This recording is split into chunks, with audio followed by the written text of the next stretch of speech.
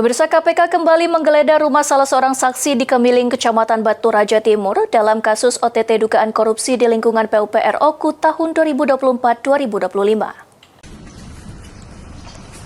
Kasus OTT di Kabupaten Oku terus bergulir. Kali ini tim KPK kembali mendatangi rumah salah satu saksi berinisial NAP dari pihak swasta di Kemiling, Kecamatan Batu Raja Timur.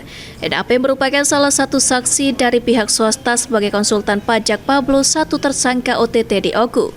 Dari keterangan keluarga NAP, tidak ada dokumen atau barang yang dibawa oleh KPK.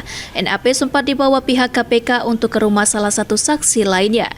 Menurut keluarga NAP merupakan konsultan pajak Pablo dalam sistem awal perusahaan Pablo terkait PKB. Saya sampai ke bawah-bawah di sini, sebetulnya dia nggak ada hubungan apa-apa dengan yang bersangkutan.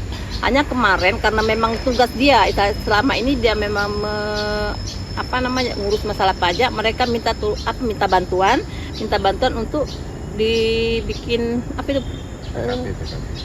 PKP ya, penerbitan PKP ya. Itu jadi, dan mereka itu bukan karyawan, bukan apa, jadi dia dibayar per item. Jadi satu pekerjaan itu udah dibayar, udah nggak ada ikatan apa-apa. Dan mereka itu tidak kenal secara inten. Mereka dikenalkan oleh Pak Maulana. Dan ketemunya juga nggak pernah berdua, selalu bersama dengan Pak Maulana bertiga. Dan itu nggak rutin gitu. Sesuai dengan kebutuhan untuk kebutuhan saat itu aja. Dari Kabupaten Oku,